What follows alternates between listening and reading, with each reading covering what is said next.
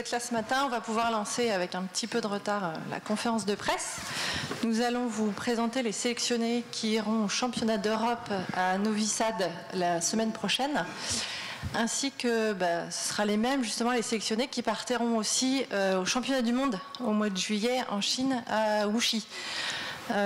Sur l'estrade, Stéphane Marcelin, directeur des équipes de France, qui va prendre la parole. À côté de lui, Sébastien Barrois, l'entraîneur-manager de l'épée, avec ses athlètes que je vais lui laisser présenter. Vous pourrez ensuite, messieurs les journalistes, poser des questions. Et à la fin de la conférence, une fois que toutes les armes auront été présentées, il y aura possibilité d'avoir des interviews un petit peu plus personnalisées. Voilà. Je laisse la parole à monsieur Marcelin. Bien. Bonjour à tous. Pour cette saison 2017-2018, des championnats du monde, championnats d'Europe et championnats du monde intermédiaires qui sont toujours révélateurs pour nos équipes nationales après 2 ans des Jeux Olympiques et déjà une préparation sur Tokyo 2020. Avec vraisemblablement ce que vous diront tout à l'heure des entraîneurs-managers des équipes qui ont été sélectionnées, qui sont renouvelées ou pas. Voilà, quels sont aujourd'hui les points sur chaque arme. Le bilan de la saison pour nos équipes nationales, il a été de 5 victoires en Coupe du Monde individuelle et de 3 victoires en Coupe du Monde par équipe, ce qui nous situe toujours dans le haut du tableau des nations, derrière nos principaux concurrents qui sont la Russie et l'Italie, voire les États-Unis sur le plan mondial.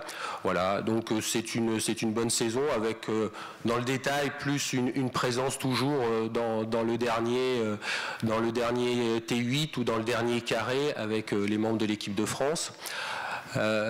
Ces championnats d'Europe de Novi Sad et championnats du monde sont donc dans la continuité des événements qui ont été faits avec les plus jeunes, c'est-à-dire des championnats d'Europe où il y a eu 8 médailles, championnats d'Europe M20, des championnats du monde M20, M17 où il y a eu 6 médailles et des championnats d'Europe U23 où il y a eu 10 médailles.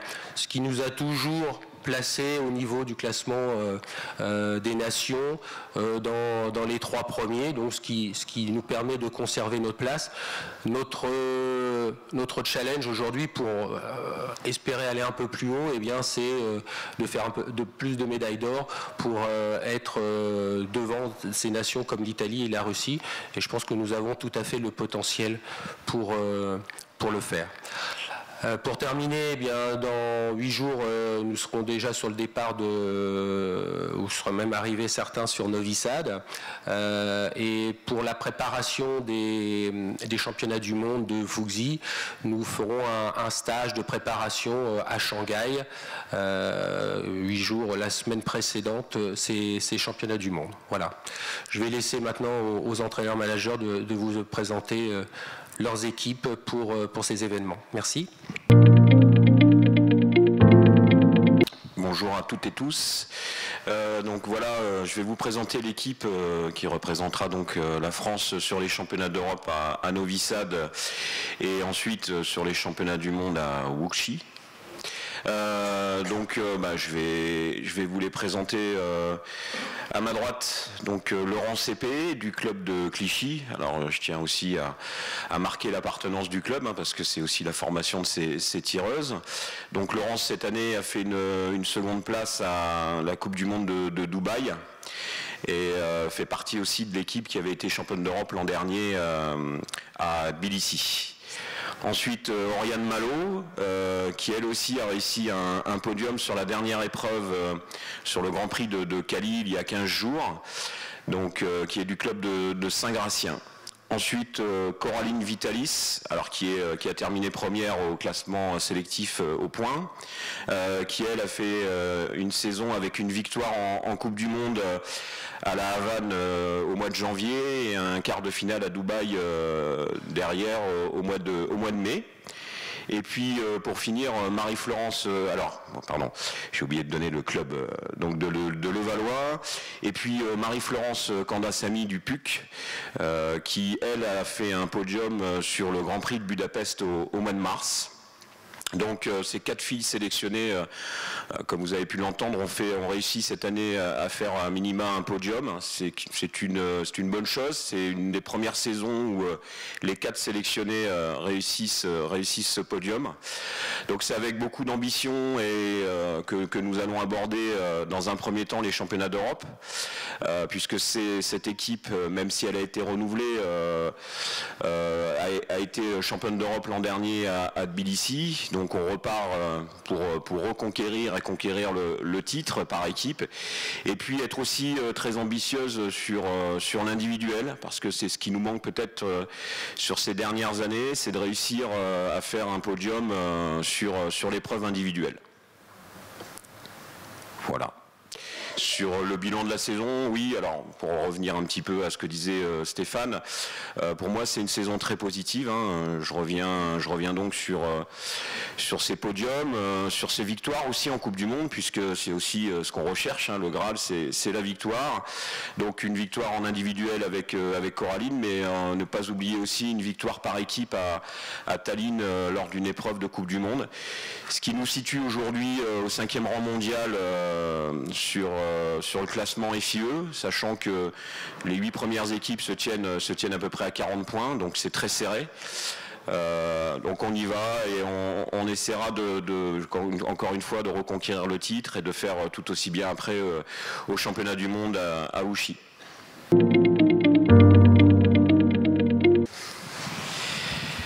Bien, donc là on rentre aussi avec les POM.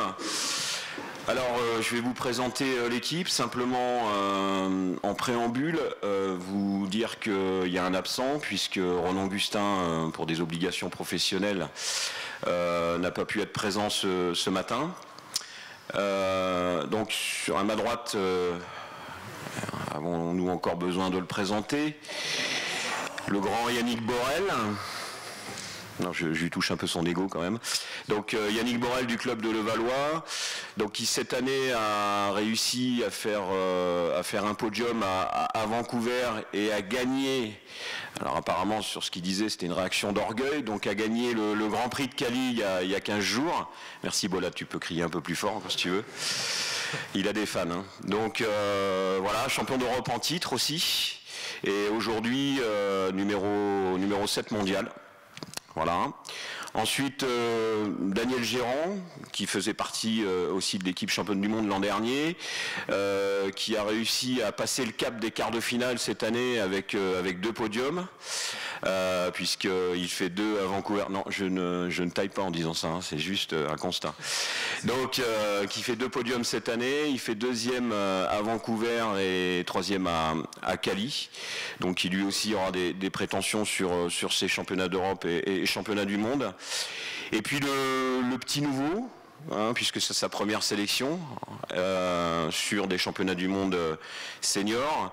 Donc Alex Fava qui a terminé premier au point sur les épreuves, sur le classement sélectif, avec un podium au Grand Prix de Budapest. Il est monté en régime tout au long de la saison et aujourd'hui il mérite très largement sa place sur ces championnats d'Europe et ces championnats du monde. Et on attend aussi de lui qu'il représente dignement la France et qu'il aille chercher et nous montrer ce qu'il a réussi à nous montrer à Budapest en individuel, et aussi on compte sur lui par équipe. Donc ça a été une saison. Alors les clubs, j'ai oublié de donner les clubs. Donc Levallois, Saint-Gratien. Donc Ronan Augustin, le dernier, qui est du club de Levallois aussi, comme je vous l'ai dit, est absent. Lui, donc cette année, a réussi à faire un quart de finale. Et puis je voulais rajouter aussi une pensée émue pour Jonathan Bonner, qui aurait dû faire partie aussi de cette sélection, au moins individuelle, et qui malheureusement lors du dernier Grand Prix de Cali s'est brisé le genou, il n'y a pas d'autre mot, puisque aujourd'hui il a ligament interne externe, fracture du plateau tibial. Je ne veux pas casser l'ambiance, mais voilà. En tant qu'entraîneur, on est toujours un peu ému et on n'aime pas voir ça, et je pense il va falloir le soutenir, et on espère qu'il reviendra très bientôt et le plus performant possible, donc une pensée à lui. Et ça a été un petit peu aussi le résumé de cette saison, c'est-à-dire qu'on a eu beaucoup de pépins physiques cette année, beaucoup de blessures.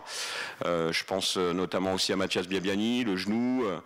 Donc ça a été une saison un peu compliquée, un peu aussi fluctuante dans les résultats, avec un début de saison moyen, sans podium, et puis au fur et à mesure avec un état d'esprit, avec une volonté, avec aussi des tireurs qui ont d'énormes qualités, et ça j'en doute pas. On a réussi à revenir sur le devant de la scène internationale avec des podiums en individuel, puisqu'on a réussi à faire 6 podiums cette année sur les Coupes du Monde et Grands Prix, avec, je rajoute celui de Jonathan sur Budapest. Par équipe, c'est pareil, on a montré de très bonnes choses en faisant une 2e place à Innenheim et en gagnant Vancouver. Donc on aborde aussi ces championnats d'Europe en étant numéro 1 mondial par équipe. Avec des tireurs qui sont classés dans les 10 meilleurs mondiaux, des tireurs qui ne sont pas loin non plus des 16. Et l'an dernier, on avait réussi un championnat d'Europe avec une victoire individuelle de Yannick. Donc on attend tout aussi bien cette année de la part de nos 4 sélectionnés.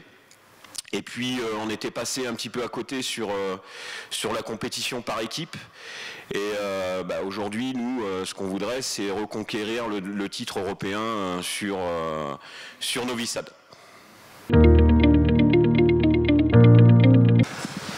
Bonjour, donc je vais appeler la sélection pour le fleur et dames, donc je vais appeler Pauline Ranvier. Alors moi j'ai décidé d'en amener qu'une, je protège les autres. Donc il y a Pauline Ranvier qui est sélectionnée du club de Melun-Val de Seine. Après on a Isaura Tibus qui est de la BR 92, pardon. Il y a Astrid Guyard de Melun-Val de Seine et on a Anita Blas d'Aubervilliers. Alors je voulais excuser les 3 absentes. Il y en a une qui est restée aux États-Unis, une qui est en stage à Zagreb, Astrid Guyard, et la dernière qui a un petit souci dentaire. Voilà. Donc qui s'excuse.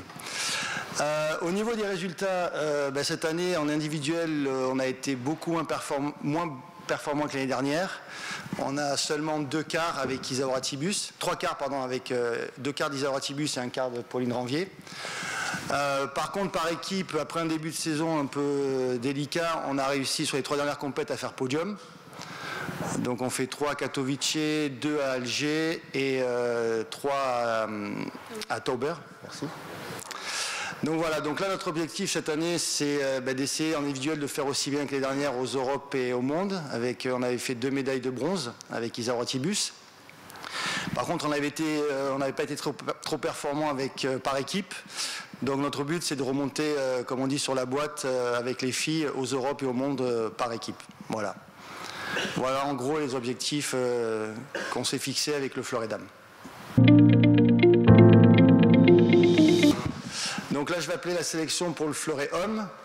Donc je vais commencer par l'ancien, donc Erwan Lepéchou, du club de, alors je dis pas de bêtises, Escrime Pays d'Aix, parce que ça a changé. Après, il y a Jérémy Cadeau, du cercle d'escrime des Beaumont. Il y a Enzo Lefort, du Melun-Val de Seine.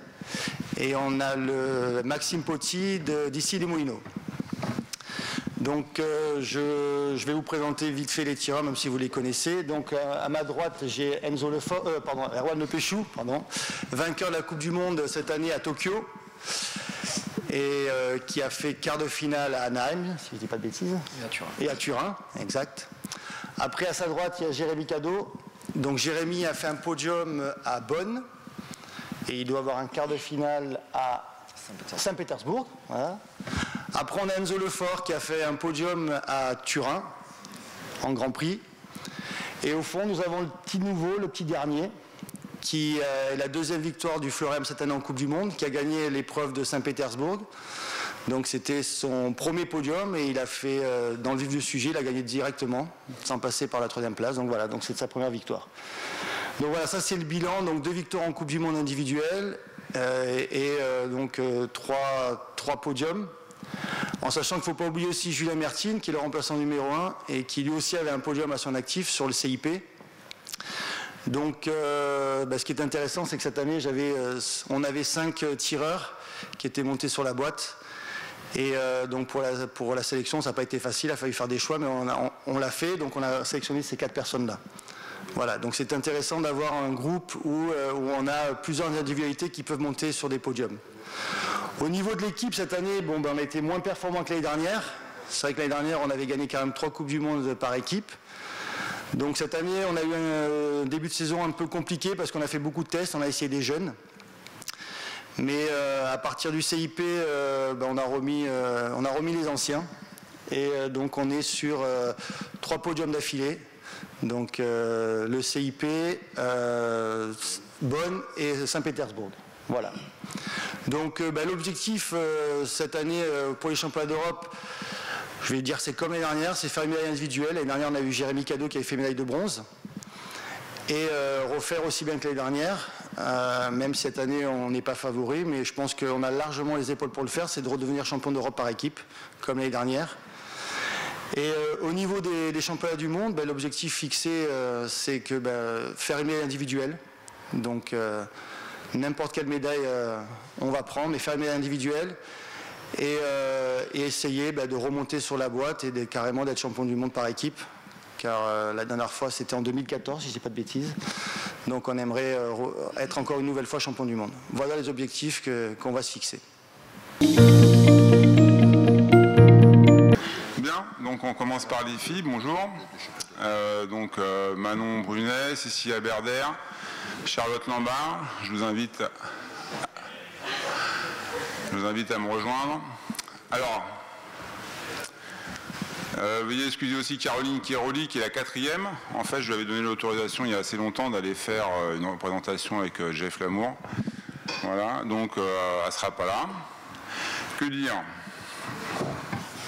Les résultats, je pense que vous les aurez facilement en regardant les classements. On a passé une belle année. On a beaucoup travaillé, les filles ont beaucoup travaillé. Et je trouve qu'elles ont passé un cap, donc on ne va pas se cacher. Je pense qu'on va essayer de faire quelque chose de beau sur ces championnats. On est très content avec tous les coachs qui travaillent de leur investissement. Et voilà, je suis à la fois confiant et puis on va faire attention quand même pour essayer de se préparer pour le mieux possible, en tout cas pour ces 2 échéances qui nous tiennent à cœur. Quoi d'autre qu'est-ce que je peux rajouter d'autre? Voilà, le fait que je sois super content, voilà, ça s'est bien passé. Moi, en tout cas, je prends beaucoup de plaisir à travailler avec elle. Et tout ce que je souhaite, c'est qu'elle soit aussi forte que Cyril quand il a fait Istanbul en 2007, quoi. Ça serait vraiment énorme. Voilà.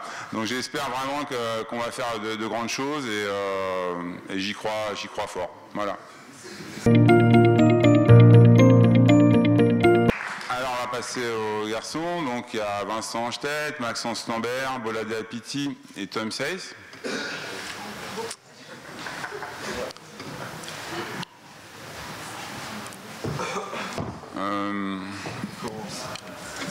Donc là, c'est un travail qui est un peu plus nouveau.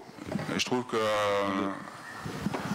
je suis aussi très impressionné par certains changements. Le classement est peut-être moins flatteur, mais on a souvent flirté avec, disons, notre but, qui est de bousculer un petit peu ceux qui sont devant nous. On n'en est pas loin. Je pense que le travail qui est fait actuellement peut nous permettre de le faire. Et voilà, je pense qu'on est devant de belles choses aussi avec les gars. Et il y a une belle équipe. Il y a eu des podiums. Il y a eu, on n'a pas encore gagné. On n'a pas encore gagné. Je ne me trompe pas. Pas encore. Pas encore. Mais je pense qu'on a souvent perdu de peu. On a fait des très beaux matchs. Voilà, il faut que tout le monde tourne en même temps en fait. Hein. C'est très dur de gagner les matchs par équipe parce qu'en face de nous on a tout de suite des gros numéros et donc forcément il faut faire quand même des très gros matchs à répétition. On n'a pas réussi à le faire et j'espère qu'on va le faire rapidement. Voilà, c'est tout ce que j'avais à dire. Je suis aussi très content de travailler avec eux. Enfin, je suis un homme heureux, quoi, grosso modo. Donc voilà. C'est aussi un grand plaisir pour moi d'essayer de faire en sorte d'arriver au projet qu'on s'est fixé, qui est d'aller au jeu et de les gagner. La route est longue. Je pense qu'il y aura des écueils. On verra comment on les surmontera et comment on arrivera à faire pour rester ensemble et que notre but, notre projet puisse éclore à la face du monde à Tokyo. Ça me permet de m'entraîner plus, de m'entraîner mieux, de ne pas avoir non plus des choses dans la tête qui peuvent nous perturber sur d'autres sujets. Donc voilà, je suis concentré à 100% sur l'objectif. Et forcément, ça se retranscrit dans le niveau d'escrime, mais bien évidemment derrière dans les résultats. Et puis aussi ce pool de gens qui vous supportent financièrement, ils vous supportent aussi moralement, psychologiquement. Ça met une petite pression quand même quand des gens investissent sur vous sur la durée. Ça met une petite pression que je dis positive parce que ça vous oblige aussi à être performant. Parce que voilà, ils comptent sur vous. Moi, je trouve qu'il y a une espèce de relation de confiance qui s'établit au-delà de l'aspect du soutien financier. On apprend à connaître aussi nos différents interlocuteurs chez nos partenaires et on a envie de vivre l'aventure avec eux. Ils ont envie qu'on réussisse et donc ça nous porte aussi en plus dans cette envie de réussir. Bien sûr, après, il y a la famille, les amis aussi qui nous portent, mais voilà, ça nous motive un peu plus, quoi. Être champion d'Europe par équipe, c'est pas à négocier. Ouais. Individuellement, aller chercher une médaille. Ouais. Dans toutes ces catégories, on a soit des individualités ou soit l'équipe qui nous permettraient d'obtenir des médailles. Donc dans toutes les armes, on vise les médailles et surtout les médailles d'or. Est-ce que vous leur avez fixé un objectif ou simplement une ambition? C'est la médaille d'or, l'objectif. Voilà, c'est le Graal qui permet pour nous, au niveau des classements des nations, de monter vers les meilleures nations, puisqu'on est actuellement dans les 3 meilleures nations. Il nous manque les médailles d'or pour passer au-dessus. Et je pense qu'il y a vraiment moyen, on a vraiment des équipes très fortes, avec de gros potentiels dans toutes les armes. Parce que voilà, une médaille d'or c'est différent, et voilà. Et puis après par équipe, c'est cette notion de plaisir, de jeu, de combativité, d'âpreté, ça me parle. Et ce sera, si j'arrive à mettre ces ingrédients-là, quoi qu'il arrive, comme ça. Et qu'est-ce qui manque justement au Sénégal?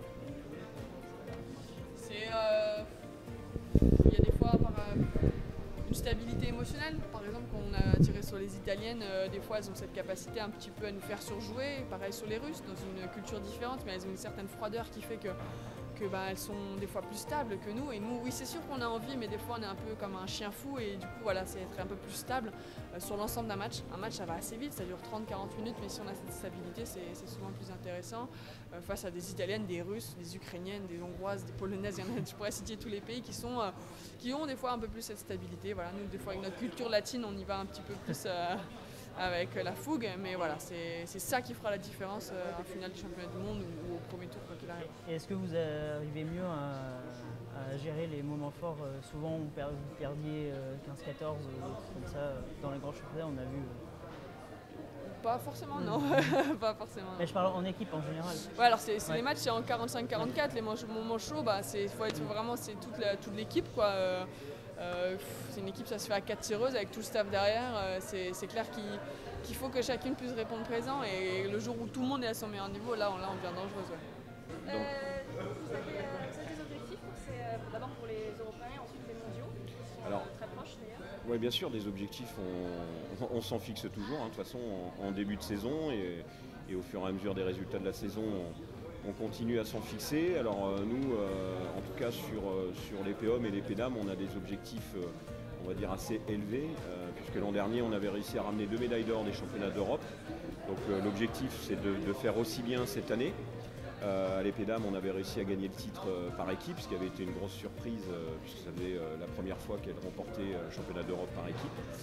Et puis à l'épée homme, on avait ramené le titre individuel avec Yannick. Maintenant, on espère faire tout aussi bien en individuel avec l'un des 4 sélectionnés. Et puis revenir aussi à notre rang, puisqu'on est numéro 1 mondial par équipe à l'EPEOM, gagner le titre européen. Vraiment pas négligeable, je pense, aujourd'hui maintenant, d'avoir cette préparation physique, les entraînements spécifiques, donc le son, assaut, etc. Et avoir en plus une préparation mentale, je pense que c'est vraiment, en tout cas pour moi, enfin, je ne vois pas ça comme un complément, je vois ça vraiment comme un entraînement, une partie prenante de l'entraînement.